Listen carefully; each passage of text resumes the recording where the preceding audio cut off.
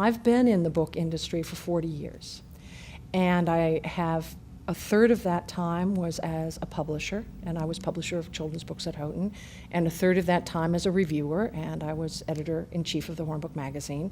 And now a third of that time has been spent as an author. And I think this is the best part, but that's, I guess, because I'm doing it on a daily basis. And I always said that I did not have the talent to write for young readers. I mean, that children's book writing takes enormous talent, and it takes, by the way, much more talent than writing for adults. I write for adults all the time, but writing for children really takes a kind of sophistication that I didn't think that I had.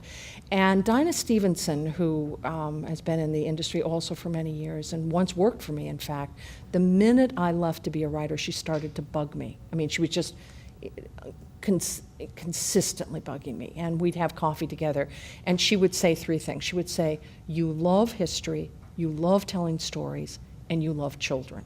And she said, you have everything it takes to be a narrative nonfiction writer. And why don't you write a work of narrative nonfiction for me? And I would say to her, Dinah, you don't understand. I don't have the talent to write I don't have the talent to write for children. I can only write for adults. And I would see her again, and she would say, have you given more thought to what subject matter you would like to write about for children? I would say, Dinah, you don't get it. And the day she won both the Newbery and the Caldecott, which she did one year, I sent her a thank you note. And what she sent back to me was, have you given any more thought to what book you want?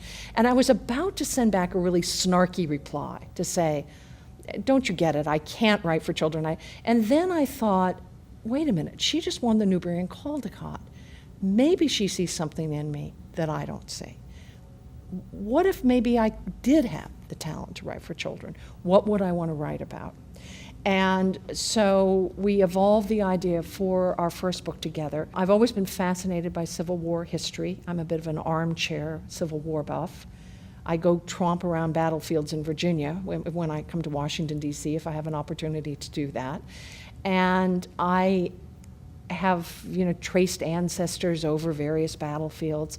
And suddenly I picked up, about 10 years ago, I picked up a book, one of the first academic studies of the close to 1,000 women who fought in the Civil War in disguise. And I thought, I've never read this story, and I never encountered this story as a young woman, and I would love to have known about this. I really, would love to have known that as many as 1,000 women just disguised themselves as men and went off to the battlefield.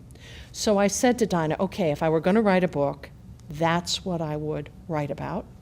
And she said, here's a contract, basically. I mean, she just handed me the contract, and I spent the next 5 years kind of chasing down women and going to small historical societies and going down south to see battlefields, and down to Gettysburg to see what I could find there.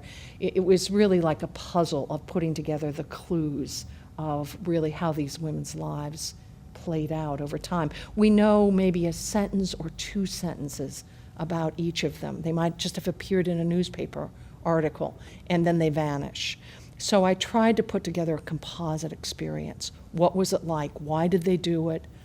What did they have to do to pull off this disguise?